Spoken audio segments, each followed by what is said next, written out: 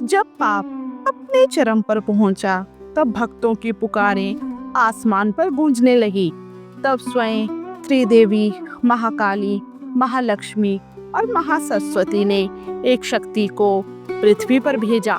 वह शक्ति आई एक कन्या के रूप में, जो आगे चलकर बनी शक्ति स्वरूपा, भक्तों की रक्षक, पापियों की विनाशिनी माता वैष्णो देवी। दोस्तों, आपका स्वागत है हमारी हिंदी कहानी चैनल पर।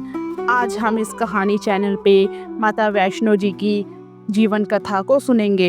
यह सिर्फ एक देवी की कथा नहीं, यह है श्रद्धा से शक्ति तक का एक अद्भुत और अलौकिक सफर, जिसमें है भक्ति, तपस्या, युद्ध और चमत्कार। तो आइए आज सुनते हैं माता वैष्णो देवी की संपूर्ण जीवन कथा और उनके दिव्य चमत्कार। जयकारा बोलो, वैष्णो माता की जय। माँ वैष्णो देवी की कथा आरंभ करते हैं। सतयुग से लेकर कलयुग तक जब जब अधर्म बढ़ा, तब तब देवी देवताओं ने पृथ्वी पर अवतार लिया। एक समय ऐसा आया जब राक्षस, पापी और अत्याचारी लोगों ने पृथ्वी पर इतना अंधकार फैला दिया कि धर्म, सत्य और भक्ति संकट में बढ़ गए।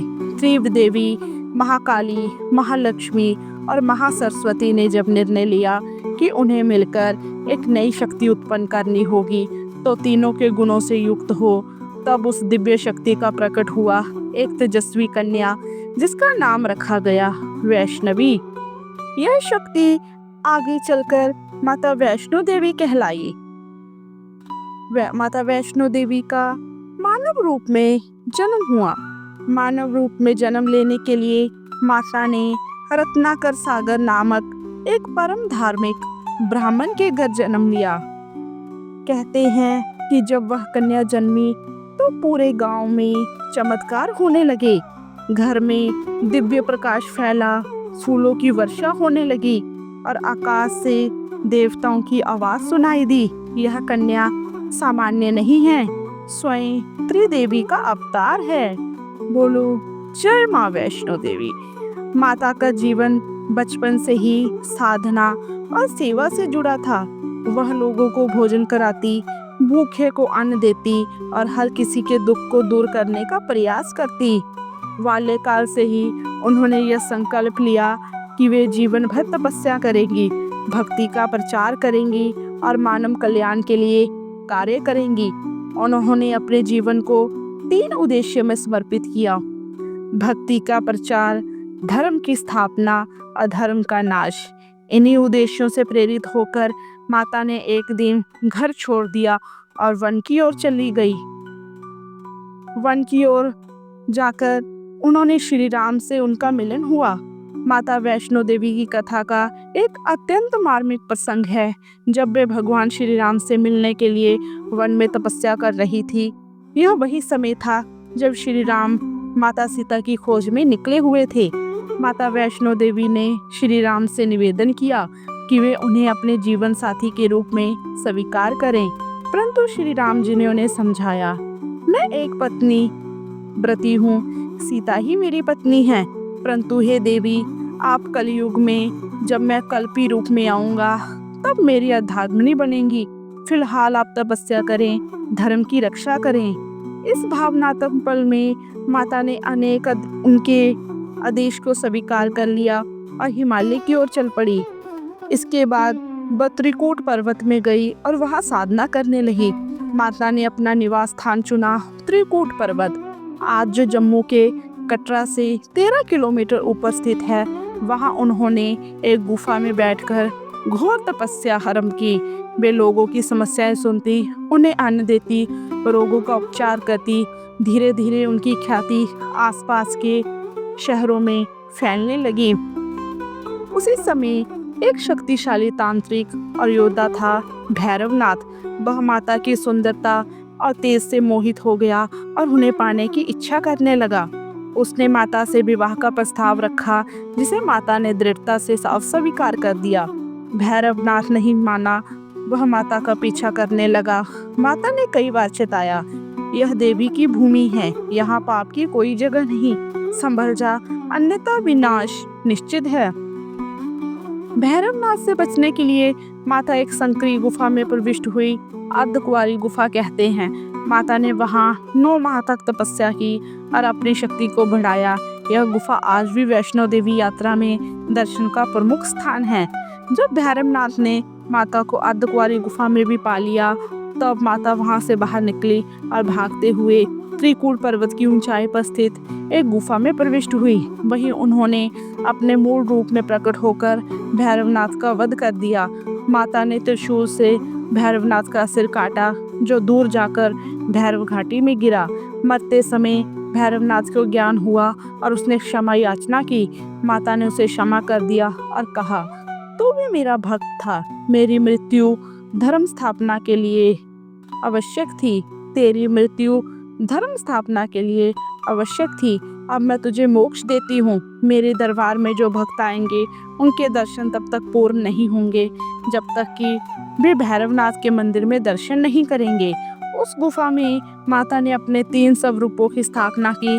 महाकाली, अज्ञान और भय को हरने वाली; महालक्ष्मी, धन और समृद्धि की देवी; महासरस्वती, ज्ञान और विद्या की अधिष्ठात्री।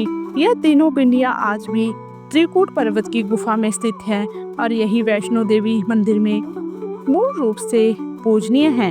बहुत वर्षों बाद एक ब्राह्मण भक्त श्रीधर ने माता को सपने में देखा। माता ने उसे वह गुफा दिखाई और कहा, जाओ उस स्थान को खोजो, वही मेरा निवास है। श्रीधर ने माता के बताए अनुसार गुफा खोज निकाली और वहां भव्य पूजा की। तब से यह स्थान विश्व प्रसिद्ध शक्तिपीठ बन गया। कटरा से 13 किलोमीटर की चढ़ाई, घोड़ा, पालकी या पैदल रास्ते में बाणगंगा, अर्धकुंवारी, हिमकुंड और अंत में गुफा अंतिम चरण है। भैरव बाबा मंदिर, जिनके दर्शन किए बिना यात्रा अधूरी मानी जाती है। आइए अब जानते हैं माता के चमत्कार।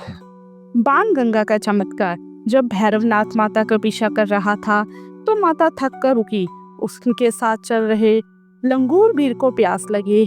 तब माता ने तीर चलाकर पहाड़ से जलधारा निकाल दी, जो आज बाणगंगा कहलाती है। यह जलधारा आज भी निरंतर बह रही है। कहते हैं इस जल में स्नान करने से शरीर और मन दोनों शुद्ध हो जाते हैं। दूसरा है अदृश्य शक्ति का अनुभव। जय माता दी। भक्तों का कहना है कि जब वे कटरा से चढ़ाई करते हैं तब एक समय ऐसा आता है जब शरीर थकने लगता है, पर जैसे ही जय माता दी बोलते हैं, एक अदृश्य शक्ति शरीर में नया जोश भर देती है। ऐसे असंख्य लोग हैं जो पहली बार चढ़ाई करते हैं और हैरान हो जाते हैं कि वे 13 किलोमीटर तक का सफर कैसे तय कर पाए। भक्त कहते हैं जब माता बुलाती नहीं तब तक उसके दरबार कोई नहीं पहुंचता। अनेक भक्तों के साथ ऐसा होता है कि अचानक सपना आता है, जब मन में इच्छा झांकती है और यात्रा की योजना बन जाती है, जबकि पहले कुछ ऐसा सोचा नहीं गया था। यह माना जाता है कि यही माता का बुलावा होता है। गुफा में स्थित 3 पिंडियां महाकाली, महालक्ष्मी, महासरस्वती स्वयंभू मानी जाती हैं। वैज्ञानिक भी आज तक यह नहीं समझ पाए यह पिंडियां कैसे बनी और इतनी शीतल गुफा में यह कैसे बनी रहती हैं। कई बार भक्तों को गुफाओं में दिव्य सुगंध, मधुर ध्वनि अथवा दिव्य प्रकाश का अनुभव होता है। कुछ भक्तों ने बताया उन्हें वहां माता की झलक मिली, एक चमत्कार रोशनी में, एक तेजस्वी नारी रूप में। अनेक भक्तों ने यह अनुभव किया है कि जो बीमारी वर्षों से ठीक नहीं हो रही थी, माता के दर्शन के बाद वह अचानक ठीक हो गई। कैंसर, लकवा, संतानहीनता, डिप्रेशन, आंखों या पैरों की विकलांगता, ऐसे कई मामलों में जब डॉक्टरों ने जवाब दे दिया था, माता वैष्णो की कृपा से चमत्कार हुए। जम्मू के एक डॉक्टर की रिपोर्ट में दर्ज है कि एक बच्चा जो बोल नहीं सकता था, माता के दरबार में लौटने के 3 दिन बाद अचानक बोलने लगा। भक्तों का कहना है कि जिनका व्यापार डूब चुका था, नौकरी नहीं मिल रही थी, घर में कर्ज था, माता के दरबार में जाकर लौटते ही जीवन बदल गया।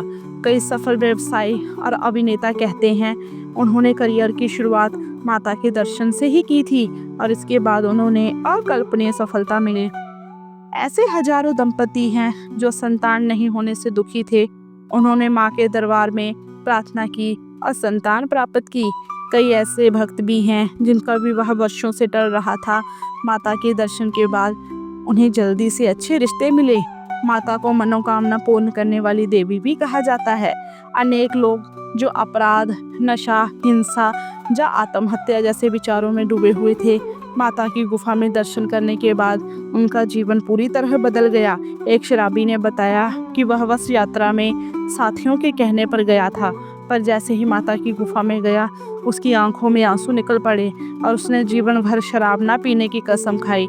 आज वह समाज सेवी बन चुका है। माता के दरबार में प्रतिवर्ष करोड़ों का चढ़ावा आता है, पर यह पैसा ट्रस्ट के माध्यम से अस्पताल, भोजशाला, स्कूल, जरूरतमंदों की सहायता में लगाया जाता है। यह भी चमत्कार है कि माता के दरबार में आने वाला धन लोगों की सेवा में उपयोग होता है, जिससे हर साल हजारों जिंदगियां बदलती हैं। कई भक्तों ने बताया उन्हें कठिन रास्ते पर किसी ने सहारा दिया, पर पीछे मुड़कर देखा तो कोई नहीं था। किसी ने गुफा में माँ की घंटी की अनसुनी ध्वनि सुनी। किसी ने कहा कि पलकों पर हाथ महसूस हुआ, जैसे माँ ने आशीर्वाद दिया हो। माता वैष्णो देवी कथा हमें सिखाती है कि सच्ची भक्ति कभी व्यर्थ नहीं जाती।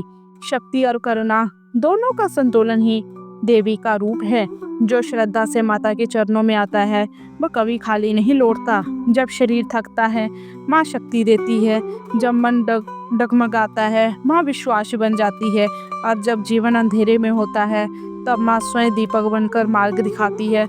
माता वैष्णो देवी ना कभी दिखाई देती है, ना आवाज देती है, फिर भी हर भक्त जानता है वो साथ है, वो सुनती है, वो करती है।